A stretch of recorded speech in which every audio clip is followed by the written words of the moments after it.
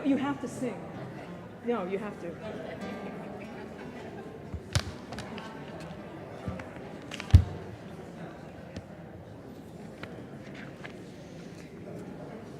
Good evening. I'm trying to think. I think I know most of you, but my name is Donna Clark. I've been the pastoral minister here at Our Lady of Mercy for 19 years.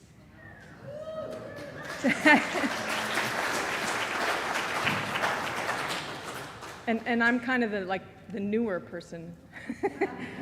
Irene and Katie have been part of the parish for a lot longer. Just a little housekeeping. Some people wanted the program or the worship aids from the funeral. So the Office of Worship printed more of these for anybody who didn't get one on Monday.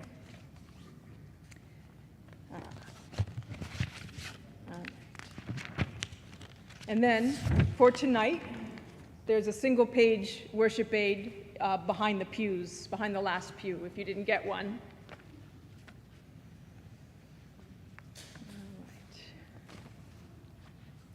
So, over the last 2 weeks, many people expressed a desire to share how Father Ritchie touched their lives. And at funerals, he often preached in his homily that sharing memories of those we love makes them present to us. If you wish to share a story tonight, then we'll ask you to come forward and kind of sit in the first row so that we know how many people would like to share, and that gives us a sense of the timing. And then when I finish these opening remarks, if you want to move to those chairs, that would be very helpful.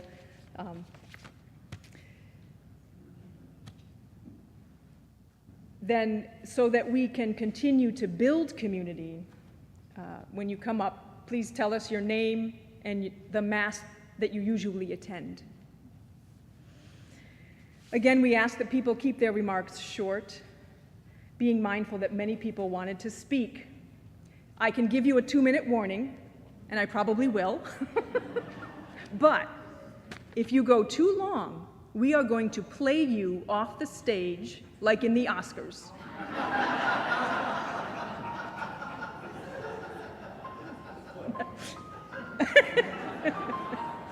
No. About halfway through the speakers will have a song of reflection. And after our opening song, we will have a reading from Philemon, a scripture passage that Father Ritchie frequently quoted at funerals. Then we will have 2 minutes of silence. So, come, have a seat.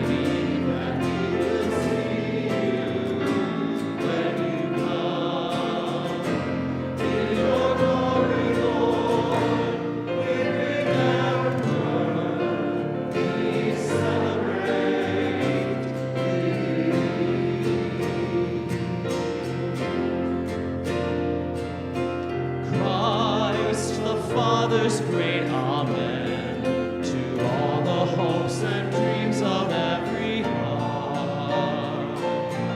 Peace beyond all telling and freedom from all fear. We remember how you loved us to your death, and still we celebrate, for you are with us here. And we believe that we will see you when you come. In your glory, Lord, we remember, we celebrate, we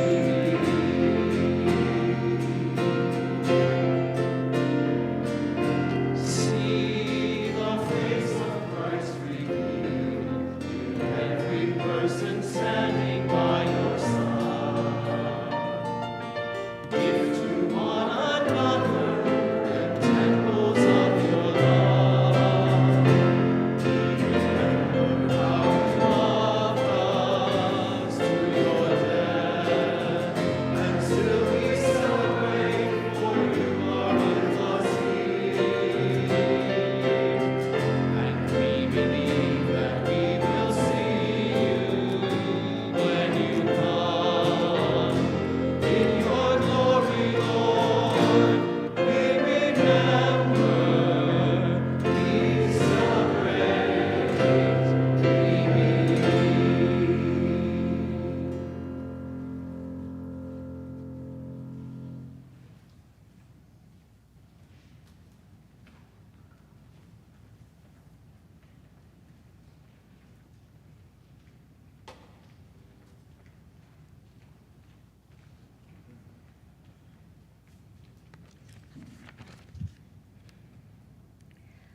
From the letter to Philemon.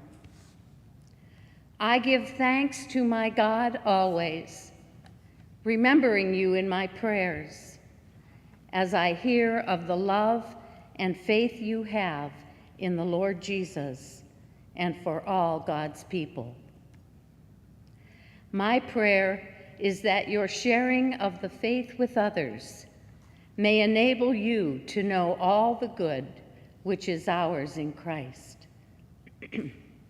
I find great joy and comfort in your love, because through you, the hearts of God's people have been refreshed.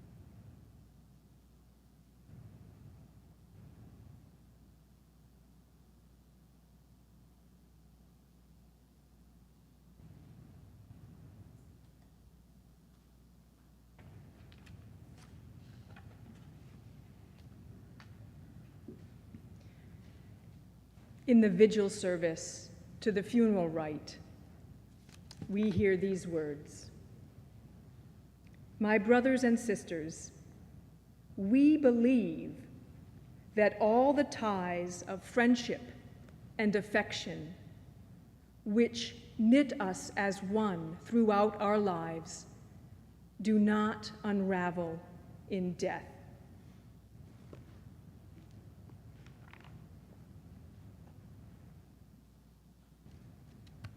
So let me start the sharing.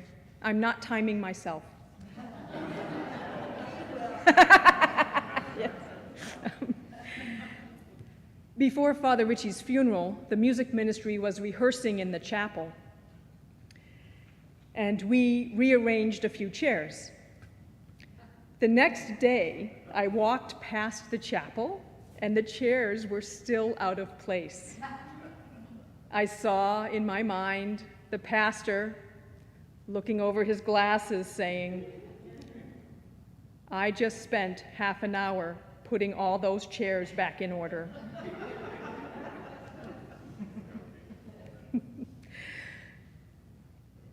From day to day, my experience of Father Ritchie was open hospitality. Whenever I poked my head in the doorway of his office, he would gesture and say, "Have a seat."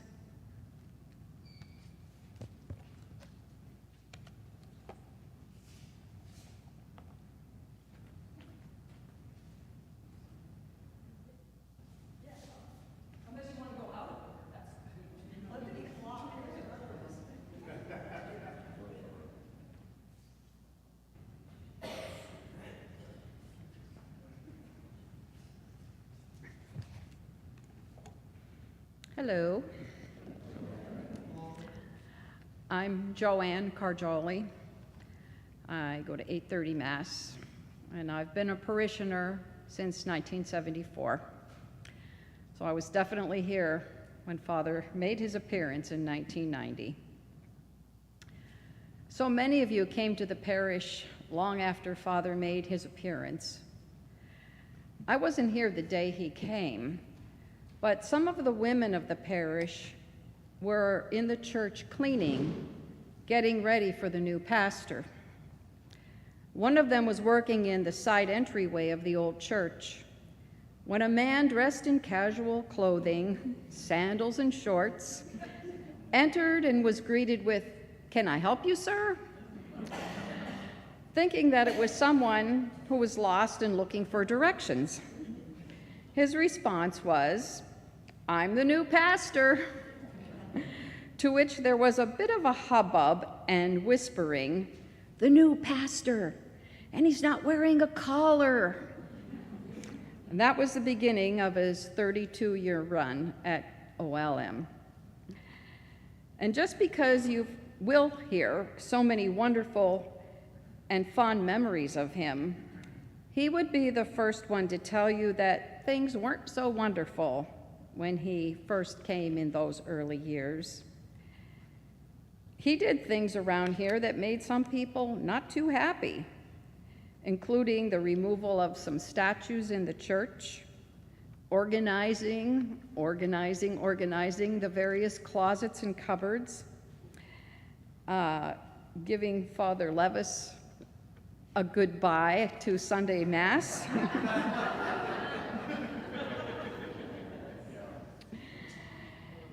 And I have to even say for myself, I did not jump right on the bandwagon because, like so many others, I had to let the flood waters flow back into place and see how they settled. But I warmed up. It wasn't long into that first year that I was asked to be on the Finance Council, where I stayed for 27 years. This was Father's way of asking, "There's just a few meetings a year, and I'd appreciate it so very much if you'd join us." That was his way. He wanted to make you think, and he also wanted to make you think he had no business sense. And while he didn't do the nitty-gritty, he had a very good sense of where he wanted this parish to go and how to make it happen. We started an endowment fund, which he wanted to be his legacy to the parish, but it ended up being the springboard that launched the idea of building a new church. He knew that there would be great opposition to such an undertaking, but with the guidance of the Holy Spirit, and I'm sure Sister Rosemary, he held several town meetings to get input as to what were the needs of the parish for education, for worship, for fellowship. And with that info, plans were made, a fundraiser was hired, and so the new church was established. I remember him talking recently about asking anyone who would like to volunteer to be part of the fundraising committee to come to a meeting on a particular Sunday night. He was expecting to see no more than 10 to 15 people.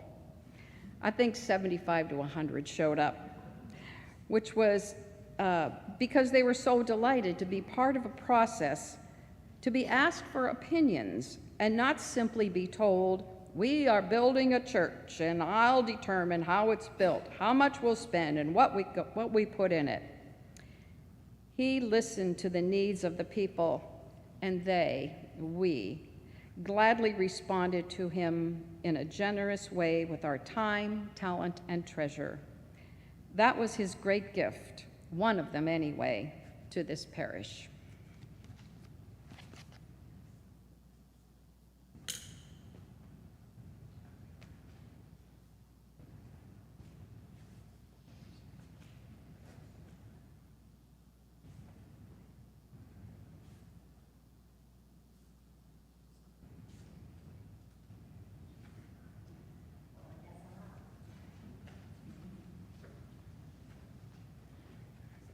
Hi, my name is Sherry Lonjoy, and the Rominski family has been members here since 1991, and I go to 8:30 Mass. At the time, it was 9:30, and then he changed that, and I just couldn't get into that new habit, but that's okay. So Father Ritchie was more than a priest who could take a gospel reading from ages ago and relate it to today's happenings. His homilies were like listening to a story. In addition to him being a great priest, he was also my best friend.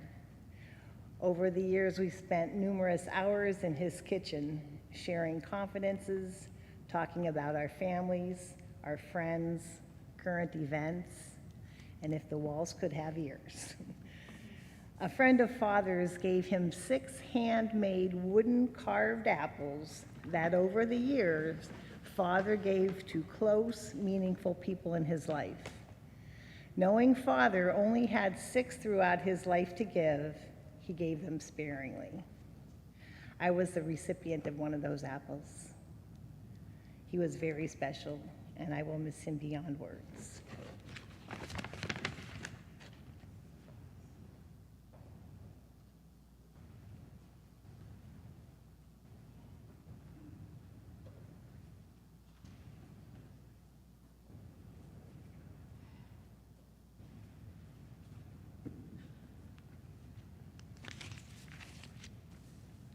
My name is Peggy Jackwell, and up until a year ago, I was at 8:30 Mass.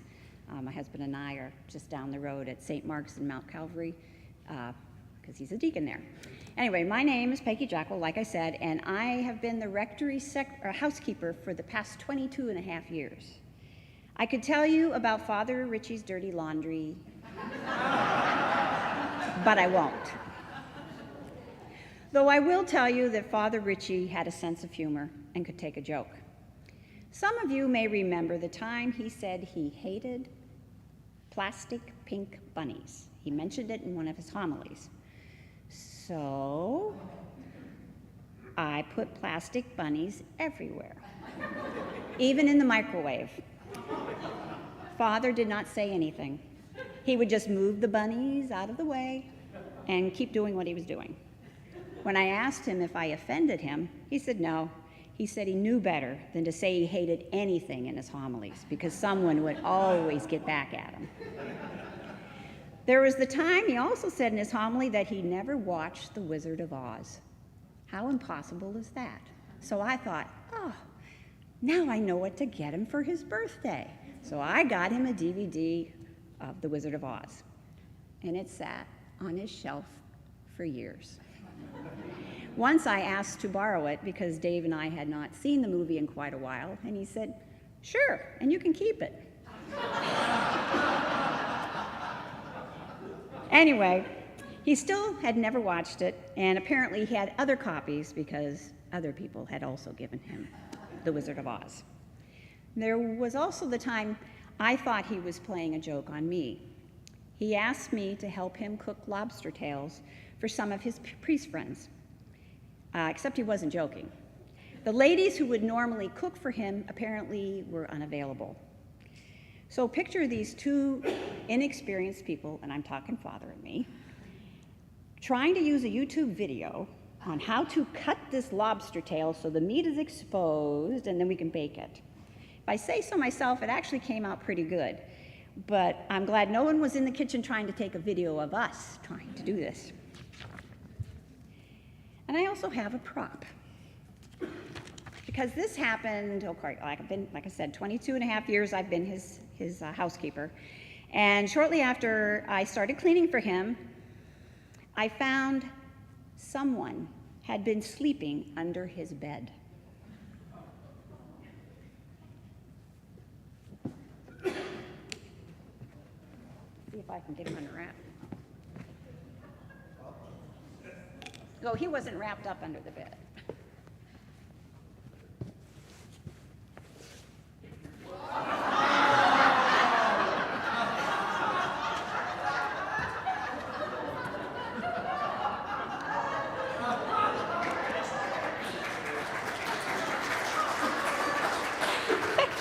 Anyway, I thought it belonged to Father Ritchie.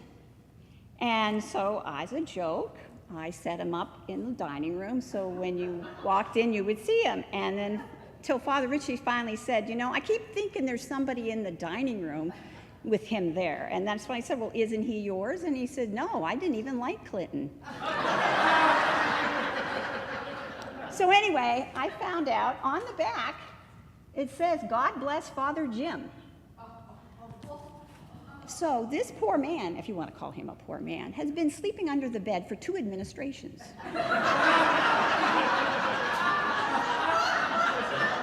So I plan on putting Bill back under the bed.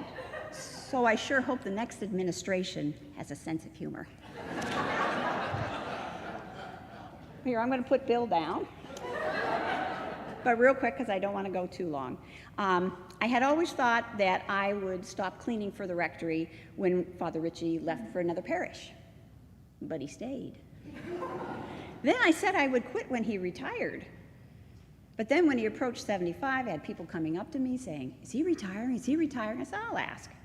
And I said, well, I asked, Father Ritchie, everybody wants to know, are you retiring? And he said, I have a roof over my head. I like what I'm doing. I have a great staff and a wonderful parish. Why would I want to retire? So as long as I'm able, I plan to stay. So I think this was a testament to how much he loved us, and he knew how much we loved him. And by the way, yes, I am retiring, so if anybody's interested in the position, contact Donna.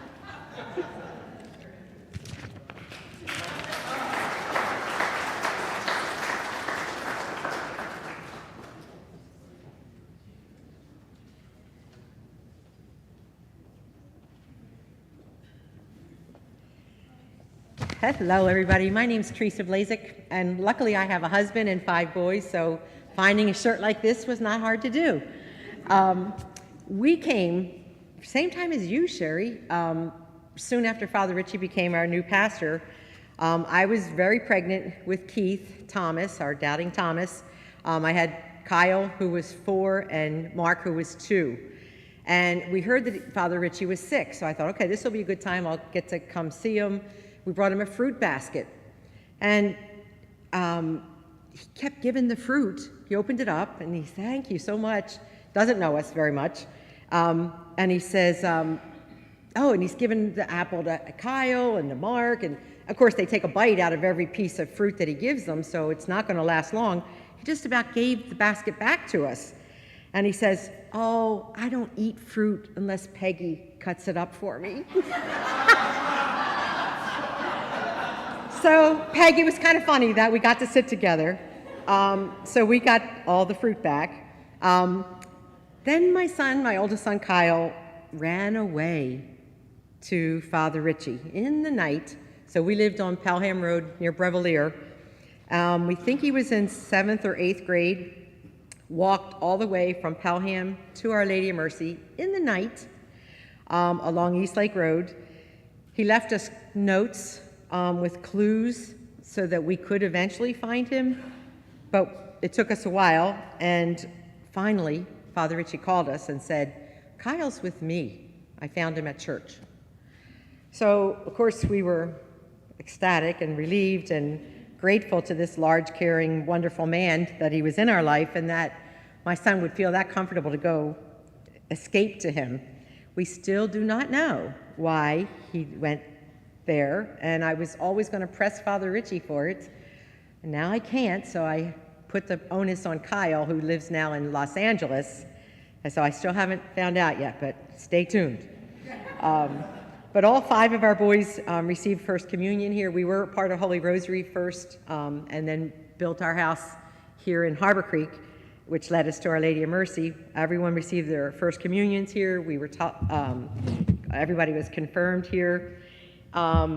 He tolerated my zany ways. Irene, too. I think I gave them both a lot of gray hairs. Let us teach here for 25 years. We taught the baptismal prep classes, pre-Cana, religious ed, confirmation classes. Sometimes we had 2 in a row because the boys were only a year apart, so we'd go 4 to 6 and then take a break, and then 6:30 to 8:30. So that stretched over 8 years. And then sometimes Father Ritchie even trusted me enough. Oh, before that too, we found all the living stones. It was the rainiest day in Erie, some summer, and we had to find stones. So of course my 5 guys and all of their friends, Mikowskis and Irene, and we were digging up stones on Shades Beach, I want to say. Irene, if you can remember. But we were all drenched like rats because it's pouring rain, but we got our stones to put under, because we're all living stones, right, of our church. And so they're all under the altar there. But then he trusted me enough to tell some stories during St. Nicholas night. And so I read one that said that St. Nicholas was so holy of a man, not just as a priest, but as a young person, as a teen, and even as a child. On a day of fasting, he refused to nurse. Father Ritchie goes, Teresa, where did you find that? I said, I didn't make it up. It was on the internet. I didn't make it up. I just repeated it. And so then he asked Anne Spring to go and teach more legitimate things about St. Nicholas. So anyway, we just have great stories about Father Ritchie, and I feel blessed to be able to share them. Thank you.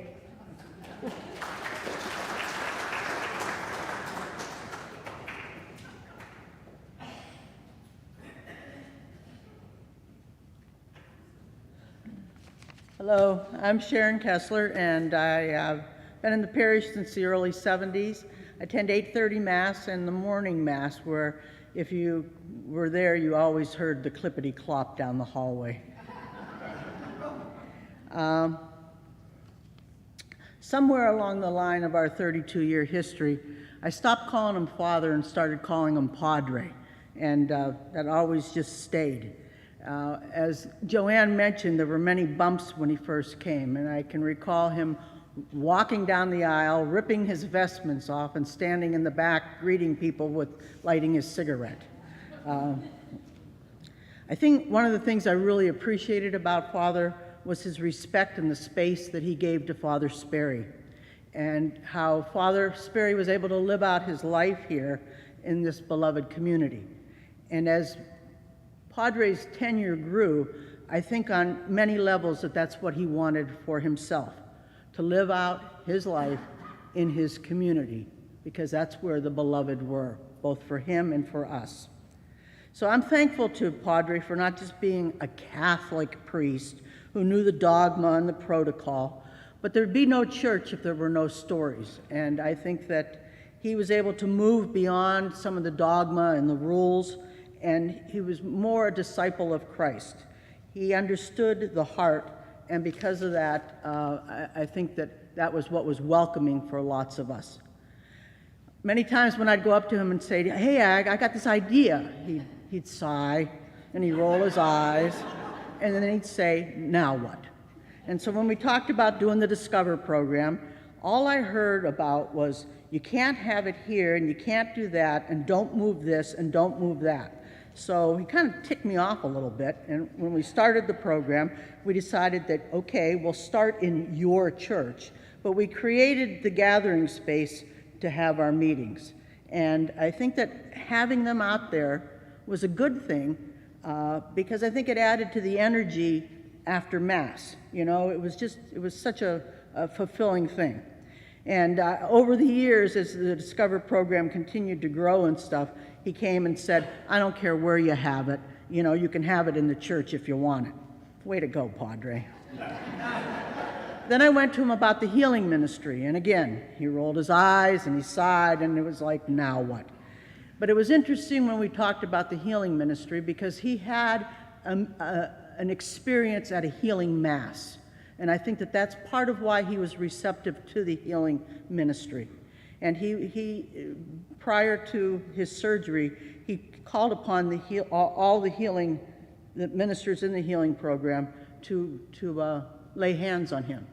And that was a beautiful thing. I think he understood, though, very much the spiritual component of God's will and for his highest and best. When I went to him about the Advent healing service and how I wanted to bring in healers from other churches and other denominations, and we'd open it up to the community. He again sighed, and as it lucked out, he was not here for the first one. He was out doing reconciliation someplace. And we told him that we'd write a little thing for him, you know, a beginning or closing thing. And if he got back in time, he could do the closing prayer. And he popped his head in, and he went back to the rectory. And when I saw him later, he said, you guys had everything under control. Many times after that, he would come, he had the opening prayer, and then he would sit for the remainder of that service. And he wrote several notes to me about it, saying how beautiful it was, how reflective it was, and how he was really glad that our parish was known to be a healing ministry. And so, do I have funny stories? Absolutely. But I thank him for his insight and recognition and support that there are many paths to God, that a church is just a building unless there's a relationship of the heart, and that that's what Christ's message was about community. I also thank him for seeing the gifts of individuals and blessing them. Thank you, Padre.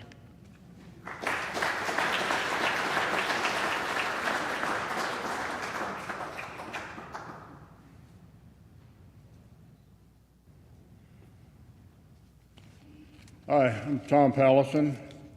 We go to 8:30 Mass, and we've been members of the parish here, Barb and I and our family, for over 50 years. The only one I know that's been longer is Ed Meyer.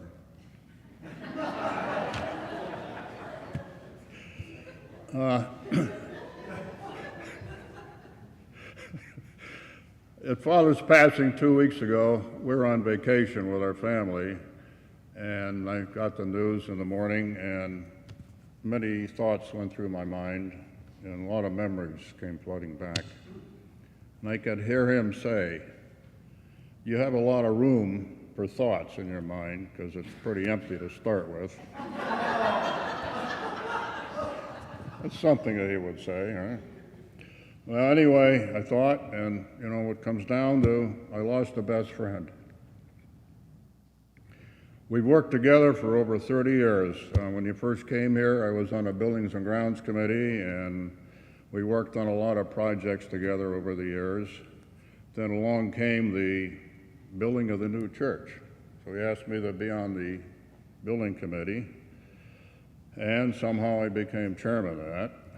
And we went through our process and ready to build in early 99, and somehow, and I don't know how this happened, he had appealed to a higher authority, but he arranged for me to retire the summer before we were going to start on the building.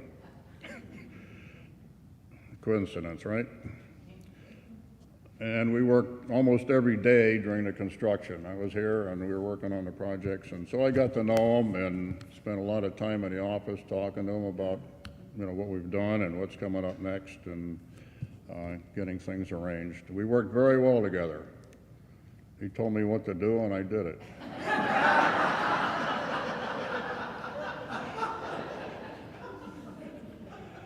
Over the years, I tried to stop in the office at least once a week and see him.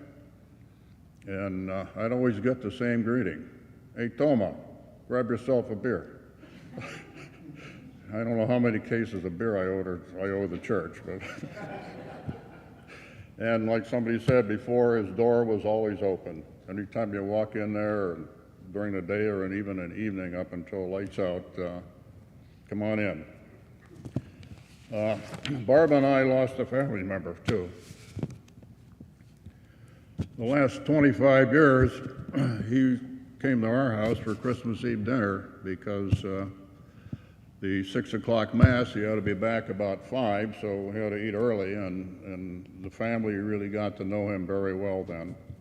And we vacationed at the ocean a number of times, and he came down with us and visited for 2 or 3 days. Now that lasted until we got our grandkids coming, and he found reasons not to come then.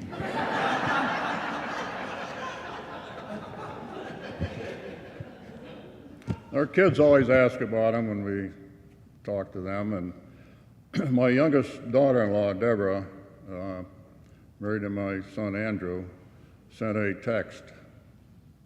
She said, "Sorry to hear about Father's passing. I'm fortunate to have him in my life the last 10 years. Now this is somebody that only sees him a couple times a year, but he made an impact on her, and she felt he was in her life." And Barb and I were blessed to travel 3 years ago to the Holy Land with Father. I think he really enjoyed it, and that was a trip of a lifetime for us too. Barb was a shopper in the family. She bought all his clothes for years. Specifications were easy. And a lot of his Christmas presents too. He bought the same thing for all the women in his life. He loved walleye. Every time we had it, recently, we'd cook extra, take it down to him. He never said no. So there's going to be a big hole in our life, because of that. And I think, again, the church lost an extraordinary pastor. Extraordinary. One thing I'll say about what he did, he connected. He connected the parishioners. If you met him once or twice, you felt like he was your friend. He was very real and outgoing and honest. And he connected us to the church. He often talked about being church. I think he had a way of connecting us, and we connected with each other because of his example. And I think that made us a friendly church. Our lives will be different without Father.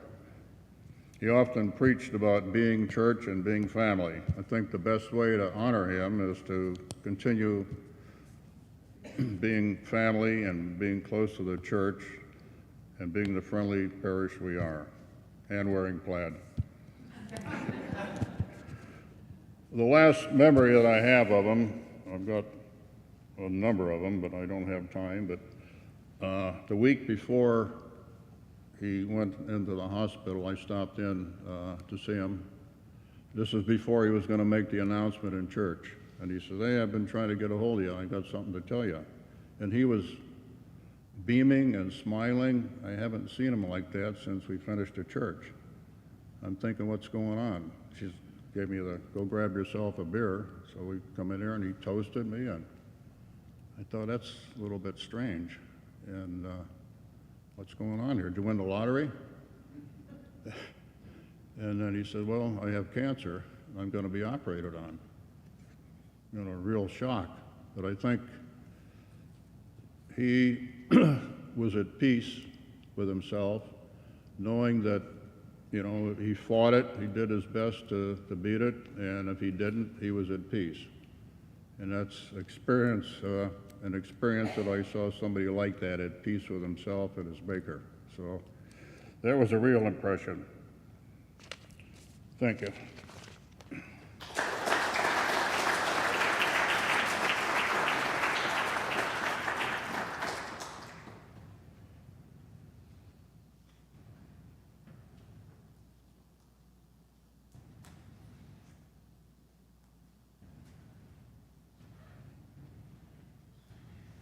Good evening. Brandon Vogt. Until about a year and a half ago, I attended all of the masses here at Our Lady of Mercy. More masses than Padre, probably. I was asked by a parishioner, because it's not in my nature to stand up and go off the cuff, and so I was asked if I would sing a song from the heart this evening, and all day I just could not find anything that spoke to me, but I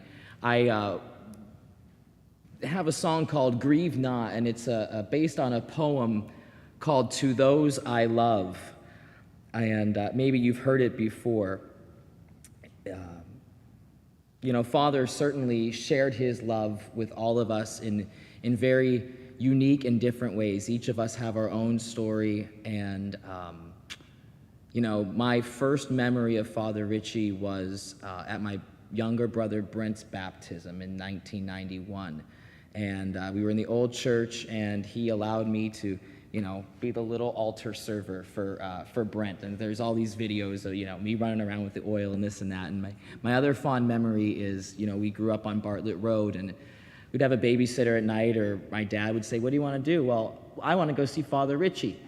You know, and there was always something. Father, can I go up in the choir loft and play the organ? No, I don't know. Father, can I taste one of those hosts? No, I don't know. But anyway, we grew to have a very unique and special friendship that I will treasure for the rest of my life. So here's a poem I think that all of us, Father would want us to hear these words. To those I love. If I should ever leave you whom I love, to go along the silent way, grieve not, nor speak of me with tears, but laugh and talk of me as if I were beside you there. And when you hear a song or see a bird I loved, please do not let the thought of me be sad, for I am loving you just as I always have. You were so good to me. There are so many things I wanted still to do, so many things to say to you. Remember that I did not fear. It was just leaving you that was so hard to face. We cannot see beyond, but this I know. I loved you so. 'Twas heaven here with you.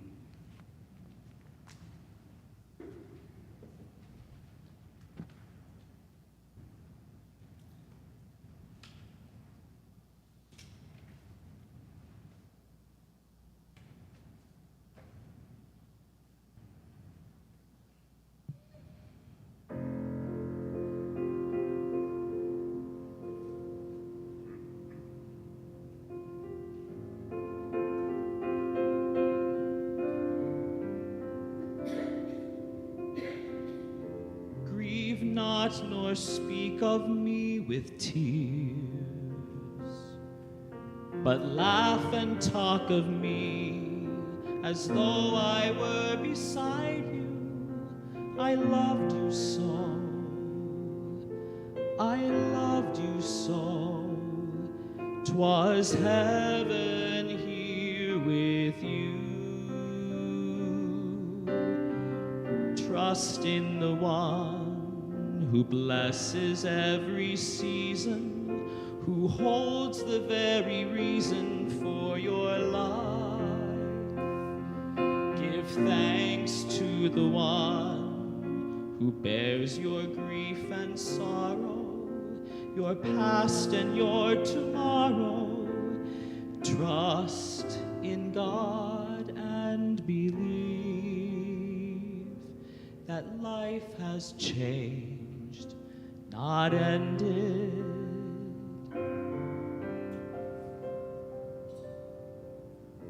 Grieve not nor speak of me with tears, but laugh and talk of me as though I were beside you. I loved you so, I loved you so. 'Twas heaven here with you. Trust in the one whose promise is unfailing, with tender hand prevailing over pain. Give thanks to the one who longs to hear your laughter, your song race through the rafters. Trust in God and believe that life has changed, not ended.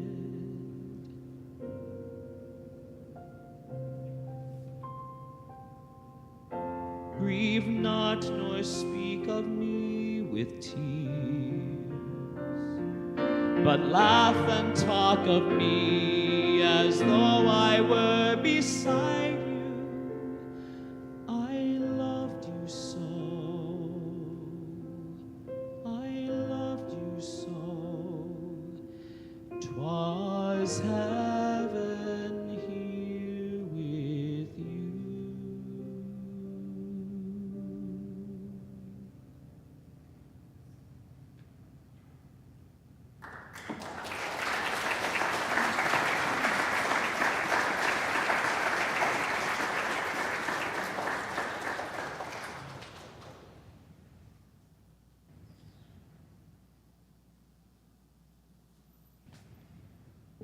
Good evening. My name is Phil Legler, and my wife Liz and I attend 8:30 Mass. And I have a couple of short stories, and they're about painting. Painting and Father Ritchie. We had a painting crew several years ago that went for about 6 years, and I kind of supervised it. And we painted Sperry Hall, we painted the rectory, the entire rectory. We painted the gathering space and the offices. And one thing was very clear. Father had one favorite color and one only: beige. And steering him away from beige was nearly impossible. And Tom and I would discuss the colors. And it often, if you go in the rectory, it's mostly beige. But the second story is about how he does notice everything. Nothing got past him in this physical plant. But the first story I'm going to tell is about how we put one over on him. More specifically, Mr. Tom Pallison put one over on him. We were deciding what color to paint our gym, which is really a large project. And beige just wasn't going to make it. But how were we going to get it by Father? Well, I don't know how he did it, but as some of you know, Tom grew up and was raised in Cleveland, Ohio. And one of Tom's favorite college football teams is Ohio State. And the next time you go in the gym, you will notice that the walls are scarlet and gray, the colors of the Buckeyes. And I don't know how, he never talked about it, but he pulled it off. The second story is about how he noticed everything except that particular thing. We painted Sperry Hall, and it went very well.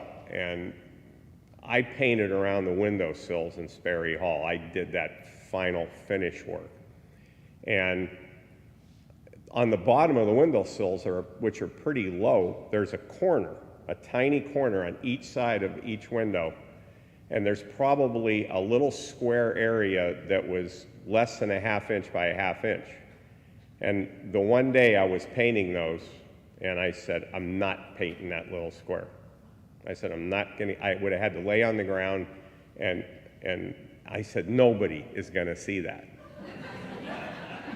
And there's a lot of windows, there's several windowsills in Sperry Hall.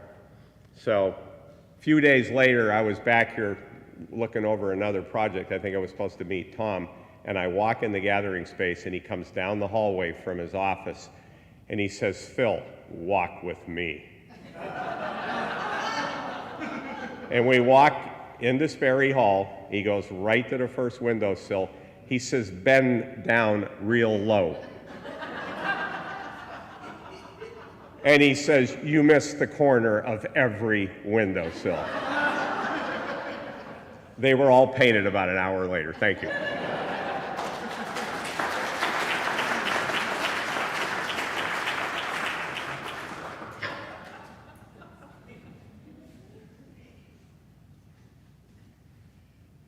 Hello, I'm Tim Furman, and my lovely bride, Virginia, the lovely Virginia, and I have been parishioners here for, I don't know, 45 years, I imagine.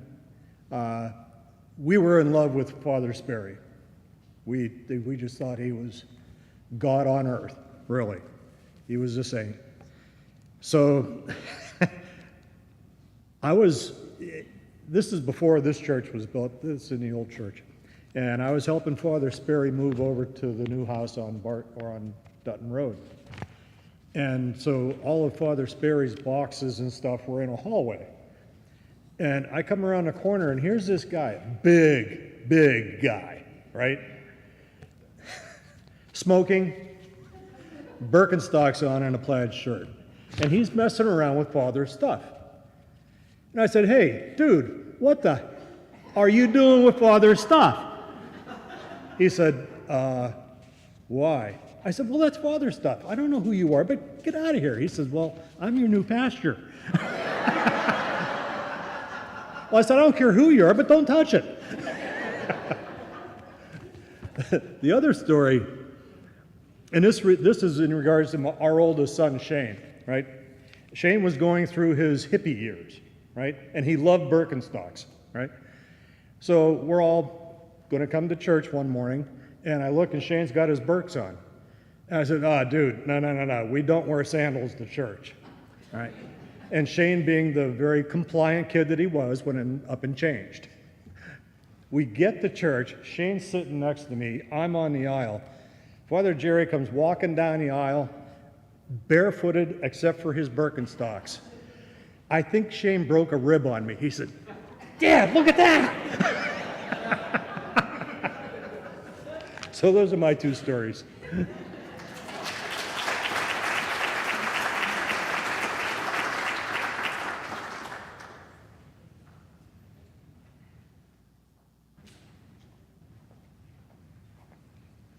Hi, my name is Mike Brown, and my wife Jan and I and our family have been members of here since about 78 on. So it's been a long time, and try to follow all these wonderful stories is going to be tough. So anyway, in my memory in knowing Father for 32 years, what stood out to me was all his good qualities, and they were many.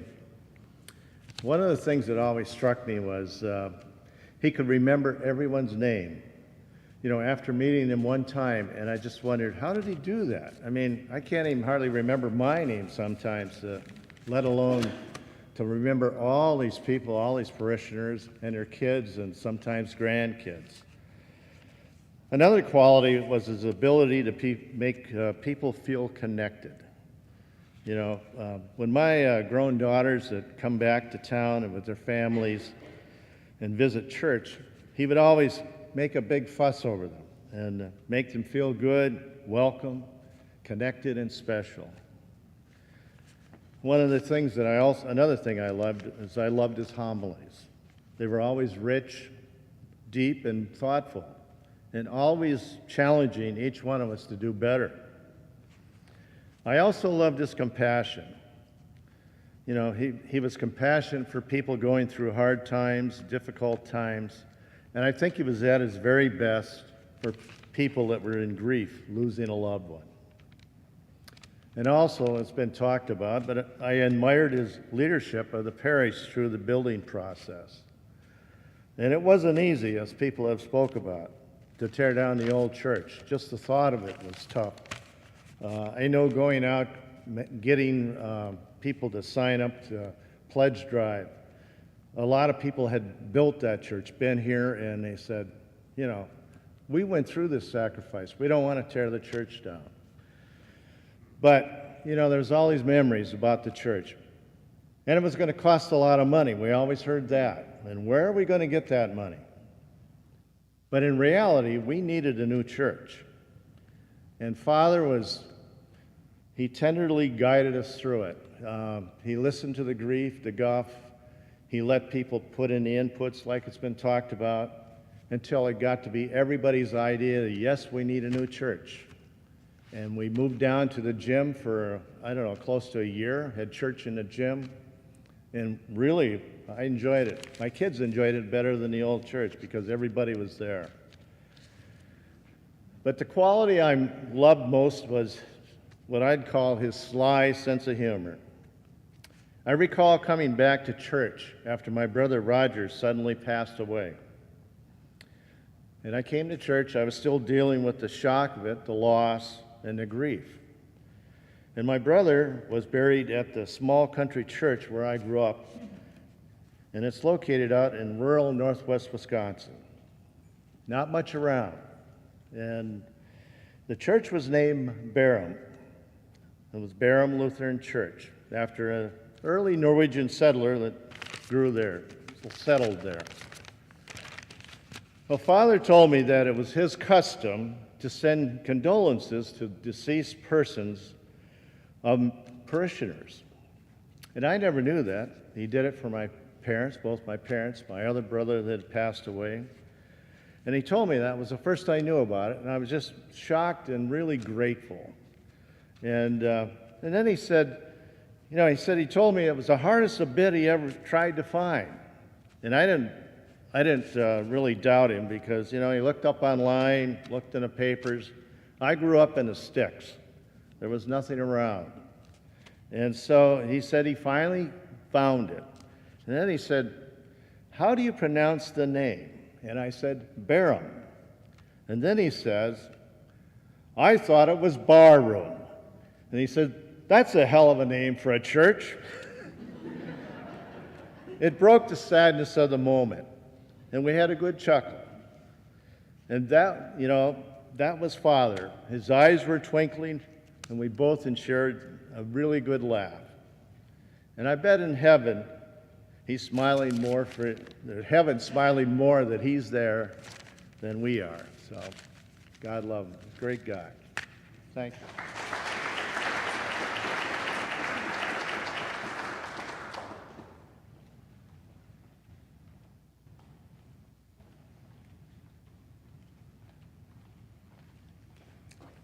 Margaret McCurdy, 8:30 Mass.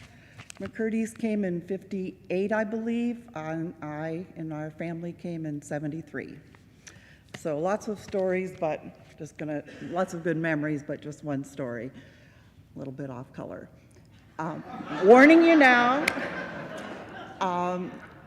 shortly after Father arrived, my kids were teenagers, and we invited Father to supper, to dinner. And I had a little sign on my refrigerator that I forgot to take down, and it read, this is not Burger King. You do not get it your way. You get it my way, or you don't get the son of a bee. And that's the first thing he saw, and he loved it. So, whatever, but, And then about 10 years ago, I was at the rectory and there was a whole bunch of people for dinner for something. Didn't he bring it up?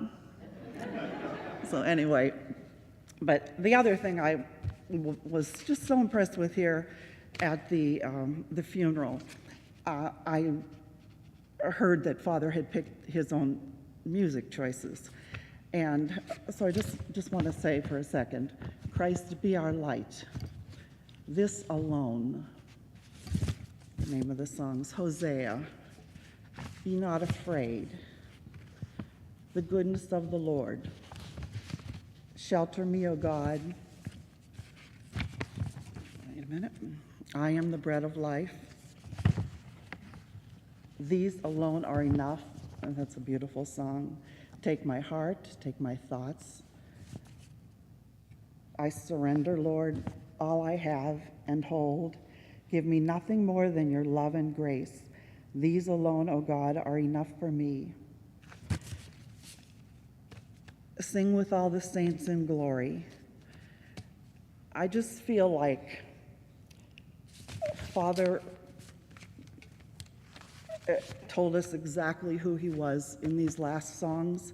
He was always true to his vocation, and I feel like this was his last homily to us, just the words to these songs. So we will miss him. We loved him. Thank you.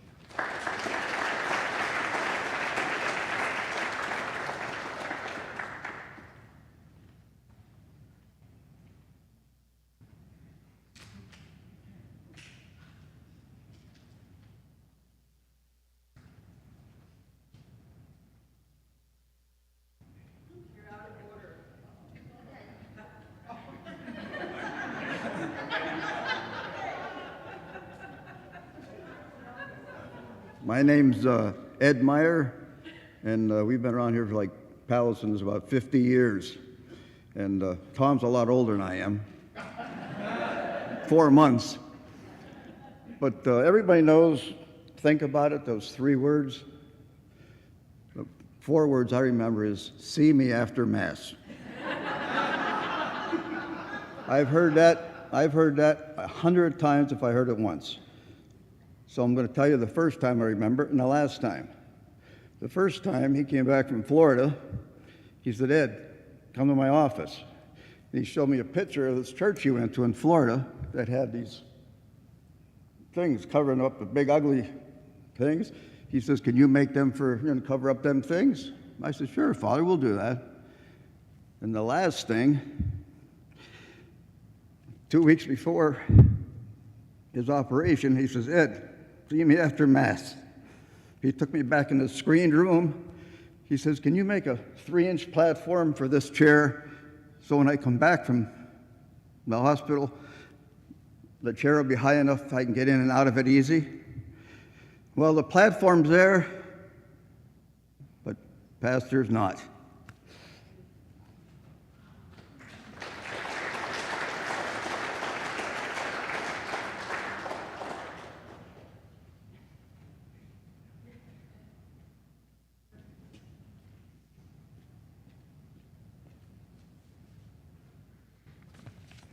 Hi, I'm Jason Jakevich.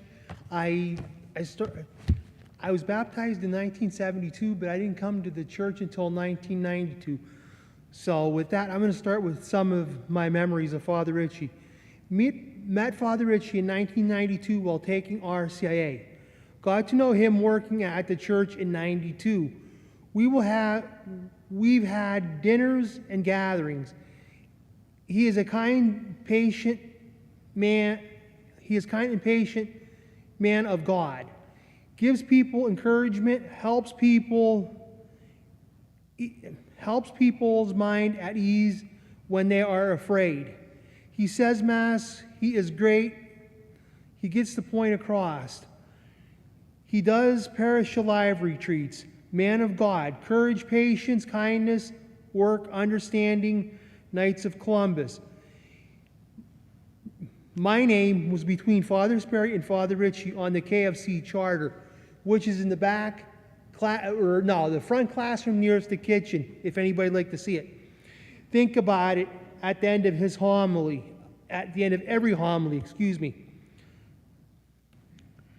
Father Ritchie would always come to the summer festival. He would always announce the prize winners. Father Ritchie presided over funerals for both grandmothers, Grandma Caroline and Grandma Dininger. Good memories of question and answer with the pastor. Sunset boat ride, Q&A, Norm Schlosser chartered the boat. He came to my house for a faith group, sorry if you can't see my face, picnic. Feast day, we've had Mass for all, feast day, we've had one Mass for all great feast days. Then we go to Sperry Hall, everyone brings a dish, then we eat. Easter Vigil, 1992. Me and my mom received Holy Communion and the confirmation. Father Ritchie blessed rosaries and statues that I have, which I wanted to bring up. I don't have this in my notes. When I made Intercom in 93, the cross that I'm wearing right now, Father gave me. I put it in a box. It did not mean anything to me, and I thought of it, and I dug for it, and luckily I found it, and I'm glad I have it. When I have this cross on, it feels like He is with me. Please bear with me. I just have a few more. We celebrated 25th or 50th anniversary. Became pastor of OLM in 1991. Father Sperry retired. Here's our confessions. He is unique because he is a kind and gentle and takes time with the people. He makes you feel at home when you are at Mass or when you are at the church. What I read you now, I'm also putting into, those ideas came up as a song, and I thought I would take those ideas tonight to share with you, because I'm going to put these ideas to music with me. Brittany Barco is my music teacher. I am learning guitar with Brittany, and I am learning also ukulele, and I will learn mandolin. Those ideas I am putting into a song. Thank you.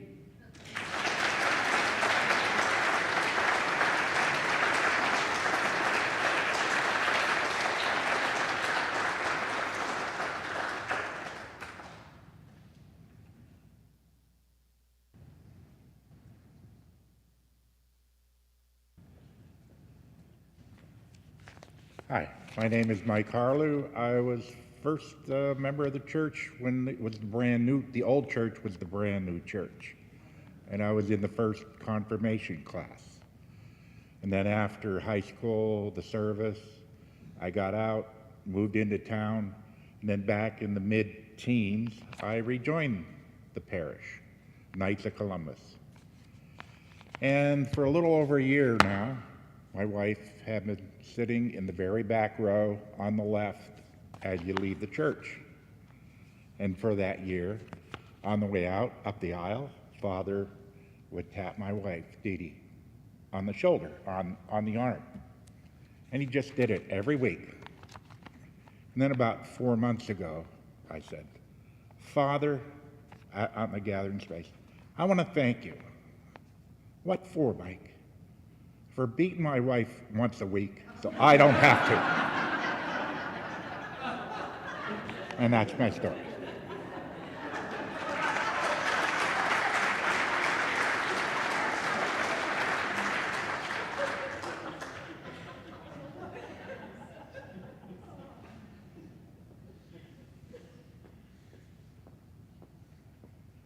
All these funny stories. Mine's not really a funny story. I'm Katrina DeVore, and historically I'm an 11 o'clock masser. 2 days before Father passed, I was down in Youngsville, Pennsylvania. My in-laws have a farm down there, and my father-in-law and my brother-in-law have done work at Father's camp many times. They have excavating equipment, and I mentioned to my father-in-law that Father wasn't doing well, and he said, oh, that's awful, and a tear came to his eye. And he said, you know, when I first met him, I didn't know that he was a priest. My father-in-law's not a religious guy at all. Their whole family, really, they're not religious people. But he said, we chatted a little bit about Father's condition, and he said, I don't know, he just reminds me of what that's all about. And I thought, yeah, you know, the first time I met Father was in the Fiddle Inn. I didn't meet him here. I didn't know he was our new pastor because I wasn't coming to church. I was 21 years old, and where I was spending my time was at the Fiddle Inn, and I went up to the bar to get a beer, and Father was having probably a scotch. I didn't know at the time, but it probably was, right? Probably was a scotch. And we had a nice chat, and he met me right where I was. He was really good at meeting people right where they were at. So I just want to say that how much I appreciated the fact that he always met me right where I was at, whether it was physically at the fiddle, or sometimes it was in the hospital, or sometimes it was just back there in the gathering space or in the rectory or wherever I needed him to meet me at. He was there. And what a great job he did modeling that discipleship. Hopefully I can continue doing the same thing. So yeah, miss you, Father. We'll miss you. That's it.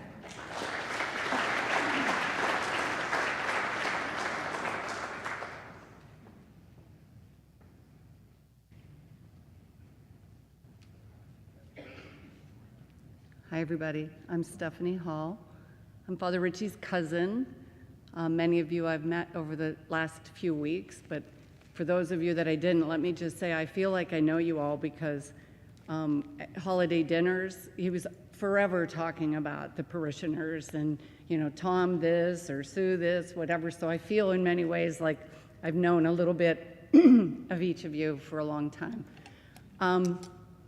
Uncle Bucky in our family, I have a few standout memories I just thought that I would share.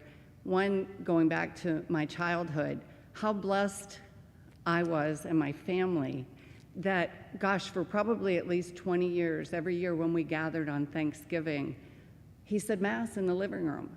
Now, as a young girl, I just thought that was the coolest thing, you know, and I'd tell my friends, yeah, we had Thanksgiving Mass in the living room before dinner, and I don't think as a child that I appreciated it as much as I do now, because it was really, really special. And I'm just really grateful for that. And then fast forward a few years, it was 1989, I guess just a couple years before he came here to Our Lady of Mercy, and my daughter Meredith was born. And she was born right before Easter. So we came home from the hospital, and the family gathered for Easter dinner, and of course, Uncle Bucky was with us. He wasn't Uncle Bucky yet at that time. Well, maybe he was, I can't remember. But he was with us, and you know, and he went over to greet the baby who was 4 days old, and she was, you know, I had her sitting in a little infant seat on the table, and he went up to her and he, you know, kind of crouched down, and he pulled out a Sharpie marker. And I was standing there thinking, like, what are you doing? And he reaches over and he like proceeds to go to the 4-day-old infant's forehead with the Sharpie marker. And I'm like, what are you doing? And he goes, well, I thought I'd sign the baby for you.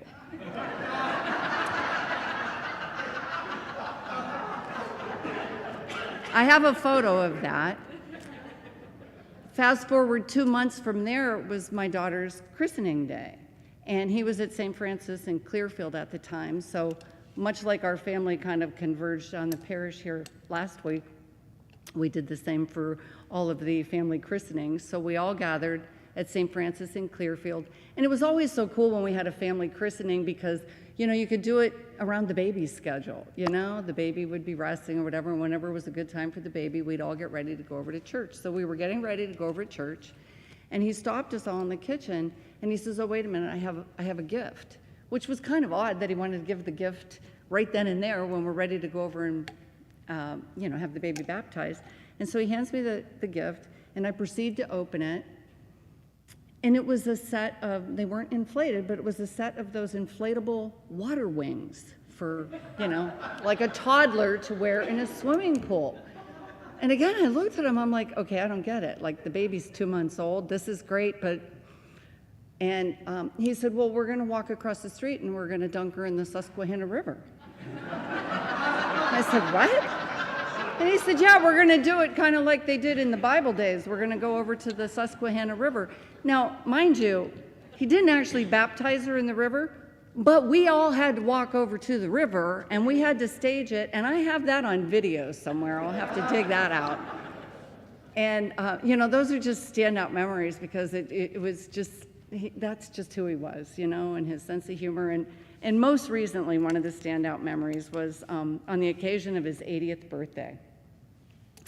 And I was unexpectedly in town for his birthday. And so I knew I'd, come out and visit with him or whatever. And my aunt was supposed to come to town, and she and my uncle were going to take him out to dinner. He really wanted to go to that new restaurant on the Bayfront, Oliver's. And as it turned out, there was a sudden unexpected death on my aunt's son-in-law's side of the family, and they weren't able to come. And so I reached out to him because I certainly didn't want him to not have any fanfare on his 80th birthday. And I said, well, what are you doing? Let's go to lunch. I'll take you to lunch on your birthday. We'll go down to Oliver's. And so we planned to do that, and Sister Rosemary was going to join us, and Brandon was going to join us. And I'm all ready to head over to meet him on his birthday, and he called, and he wasn't feeling well. He said, I'm a little congested, not feeling real good, and just kind of hesitant, don't want to go. And I said, okay, I get it. I said, you need to get tested for COVID. I said, can I bring you a test? Can I do it? And he goes, no, there's somebody from the parish, I'll call. And I said, okay, well, I'm going to call you back about an hour. I just want to make sure you're okay. So when I called him back, he said that he tested negative, which was good, but he was just going to lay low. And I said, okay. I said, well, is there anything you need? Can I come out? Can I come visit? Is there anything you need? Is there anything you want? You want me to bring you something? No, I'm good. Oh, wait a minute. He said, yeah, there is something you can bring. I said, okay, whatever. He said, you know what? I'd really like some wonton soup and an egg roll. And I said, what? A sandwich, something you would think, just some chicken soup or wonton soup and an egg roll. And I started laughing. I'm like, if it weren't your 80th birthday, I'd probably tell you to go pound salt. I said, okay, wonton soup and an egg roll. From the Golden Walk, he says. Sister Nancy says their food's really good there. I'd like it from the Golden Walk. So I said, okay. So I called up Rosemary and called up Brandon, and I said, okay, change of plans. I said, we're gonna take Chinese food to the rectory. So we stopped and got some ridiculous decorations and a cake and wonton soup and an egg roll, and came out and had one of the best birthday celebrations ever. Thanks for letting me share.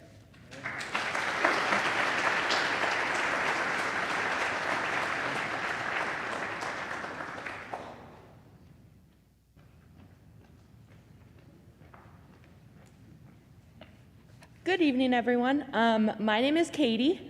I go to any mass except for 8:30. That's a little too early. I am the parish secretary / youth minister / I was the retired nurse that gave Father Ritchie that COVID test on his birthday.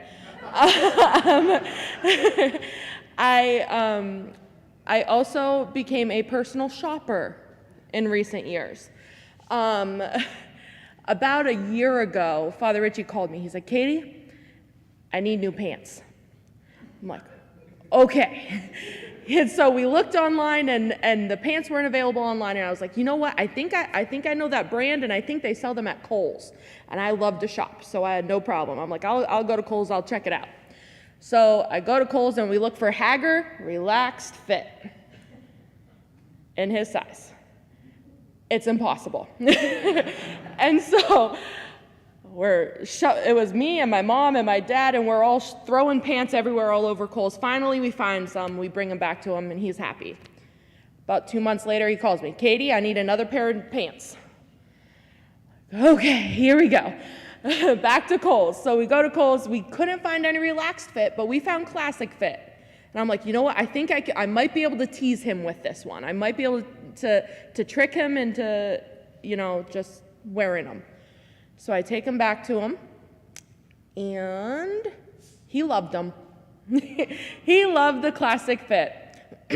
So fast forward maybe about 4 or 5 months ago, he calls me. He's like, Katie, come over here. I have an emergency.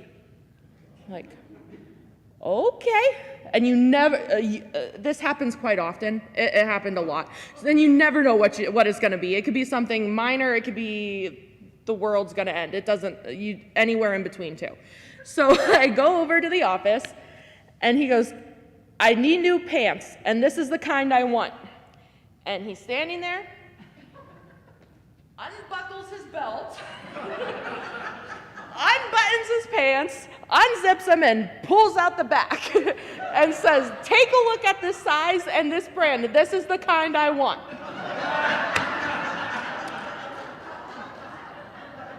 It's like, okay, I do not get paid enough for that.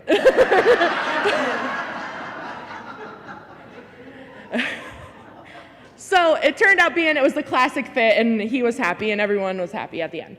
Another memory that I had was, this was last summer at a staff meeting. It was me and Donna and Irene, and we were all sitting there at the staff meeting, waiting and waiting. And Father Ritchie's always the first one there with his cup of coffee and his big old desk calendar. Always the first one there. And he's missing. And we're like, where's Father? Maybe he's just running late. Maybe he's on the phone. We don't know where he's at. So 5 minutes pass, and we're like, we should go check on him, because what if something happened? So I can't remember if I think it was a phone call. Yeah, Donna ended up getting on the phone with him and said, Father, did you remember our staff meeting? We have this staff meeting every 2 weeks. It's on your calendar. You've never missed one. He goes, oh yeah, I'm just looking at this turtle. Oh, we're like, what? He goes, yeah, I'm mesmerized by this turtle. Look out the window. So me and Donna run around to the classroom, and sure enough, there's this ginormous turtle sitting outside of his office, staring through his window. Next thing I know, Kirk goes and gets the bucket, puts the turtle in the bucket, and says he's making turtle soup. It didn't happen. Just another quick memory that I have of him is, so everyone gets their nicknames. If you know Father, you have a nickname. And mine would always be Calendar Girl. I was Calendar Girl. Because at the staff meetings, that was my first part of the staff meetings, was I took care of the calendar. We go over calendar and whatnot. Well, we decided that Calendar Girl one day just didn't sound right. I don't know how it came up. It just didn't sound right. And everyone insisted that I needed a new nickname. And he goes, Calendar Girl Katie, Calendar Girl Katie, Kaka! So it stuck, and I am proudly Kaka. So we will miss him dearly, and if anyone else needs me to buy you pants, just let me know.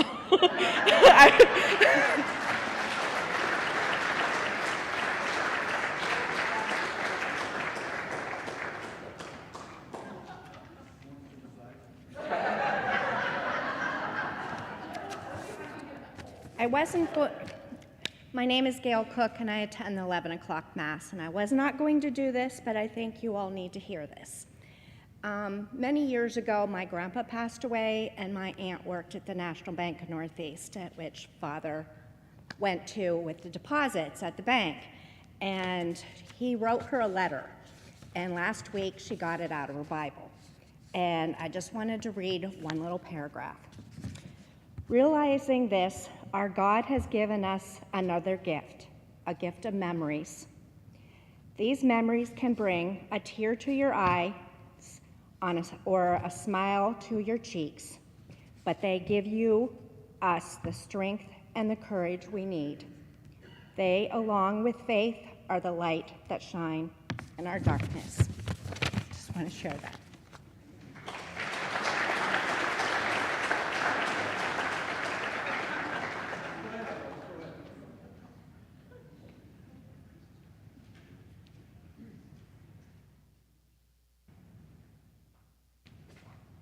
Hello, my name's Joe Tarquinio. Rose and I attend 8:30 Mass every Sunday. I've been a member of this parish since 1969. Back in 1959, I was in 8th grade, and I went to a conference, and I thought I had a vocation to the priesthood. So my mother set it up, and I took a test, and I was admitted to the seminary. Unfortunately for me, or maybe fortunate for me, a new seminary opened up in Erie, and it was called St. Mark's Seminary. I was 12 and a half years old, And back then, there was no 79.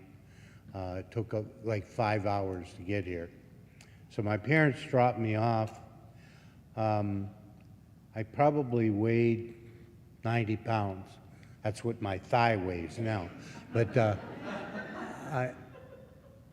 we were in a cafeteria, and all of us got up like we were doing right now, and we would introduce ourselves, saying we're a freshman in high school, and so on. When you're in the seminary, there was 3 classes of seminarians. The first class was called the Spes Ecclesiae. And what that is the hope of the church. These were the top seminarians. There was another group, the second group, was called DRQ. And that symbolized the words, dirty, rotten quitters. And then the third group was, oh my gods. The oh my gods is you knew that the church was not ready for them to be ordained. Father Jerry was definitely in the Spes Ecclesiae. When I was a freshman in high school, he was a freshman in college. That evening, he came up to me, and he said to me, are you scared? And to be 12 and a half years old and being that far away from your parents, I said a little. And Father said to me, my name's Jerry. If you ever get scared, come and see me. There's a book that I read a couple years ago, and it says, outlive your life. Jerry's going to outlive his life. We all have part of his soul and his spirit inside of us. And he will be with us as long as we live on this earth. Thank you.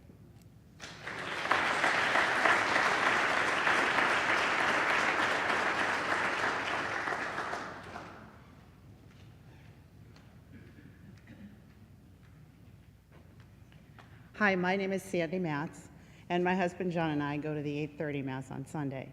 And we've been members here since 2000. Not nearly as many years as all of you have here, but in those 20 years, Father sure did make us feel like we belonged here and like we were here forever. And I wasn't going to share today, but there was a memory that no one brought up, and I was waiting for someone to bring it up, and they didn't, so I felt I had to come up here. Father loved to celebrate his birthday, and we celebrated many with him, but the one that really stands out for me is during the pandemic when we couldn't be together. So I don't even remember who did it, but everybody's nodding their heads because you were all there. And somebody decided on putting a parade together. And you know, that was the most fun ever. But what was really awesome about it is we hadn't seen each other. And people were heads out their windows, you know, standing through their sunroofs and talking to everybody and crying and giving air hugs, and it was just so wonderful to see everyone. And Father Ritchie stood there for how long? Because that line of cars was almost as full as this funeral. And people just rode by one after another, and he stood there and he said something to every one of them, and he had arms full of cards, and it was just such a wonderful day. And it is the spirit of Our Lady of Mercy. You know, I've been to many funerals in my days, and I don't think I've ever seen the church as full as it was for Father Ritchie. It was a true testament to who he is. So we love you, Father Ritchie. Thanks for all the parties. Can't wait to party together again.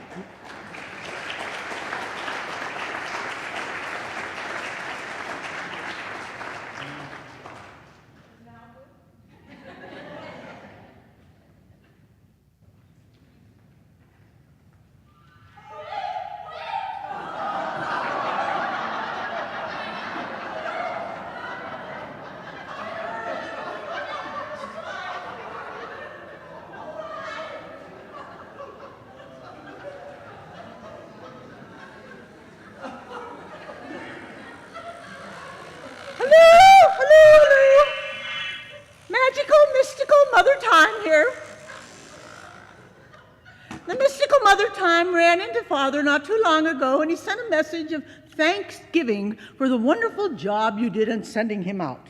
Now, I wanted to give a tribute too.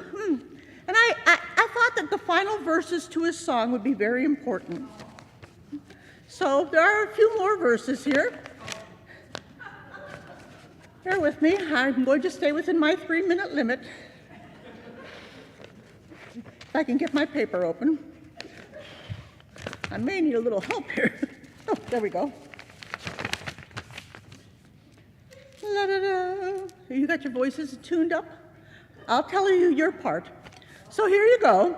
We had, prior to his surgery, I showed up to sing a song to him that had been written for his birthday. And afterwards, I received a lovely little note from him. He said, "Oh, thank you so much for making me laugh." He goes, "But even more important than that, you made the parish laugh." And he said, "You know what? That's what was needed during this time. Thank you." So, Padre, I send you on your way. Padre, Padre, the gates were opened wide. You were greeted by your family, and good friends were by your side. The Lord, he motioned toward him, and you took a steady stride. Your clippity-clop turned to zippity-bop. You were healed, and now you glide. Padre, Padre, we sent you home in style, not just clergy preaching from the church's aisle. There was music and flowers and food, there's no denial. Zippity-bop, from hearts of rank and file. Padre, Padre, you won't be forgotten. You're in our hearts, and we'll toast you often. If you're not wearing plaid, then you best go shopping.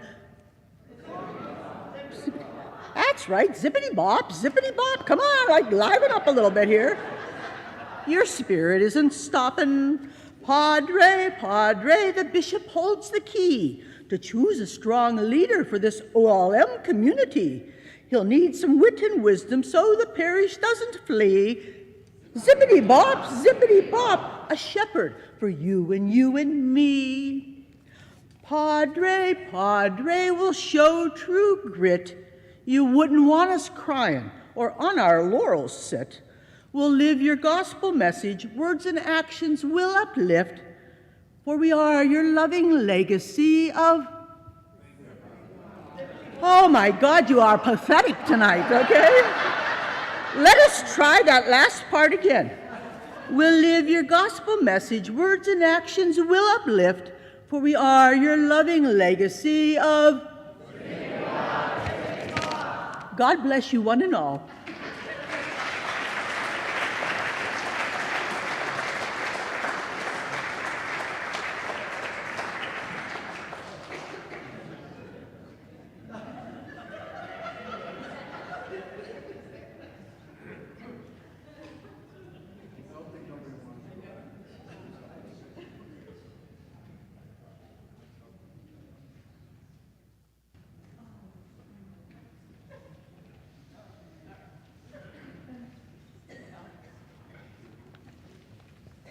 The one thing that I didn't hear tonight was, "Here comes trouble."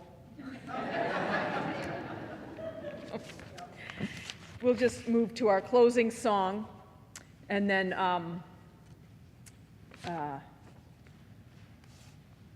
I lost my place. I was supposed to do just words of closing, but that love note from Jesus is what Pastor Keith read to us during the vigil service. And a few people had asked for that. And Pastor Keith had said that Father Ritchie shared this with him. And he noticed that Father Ritchie's attitude had changed after that point. Like he moved into this place of real peace. And I thought that that would be a helpful message for us as well. After we sing our closing song, another one of Father Ritchie's favorites, we'll head on over to Speary Hall. Thank you for your stories.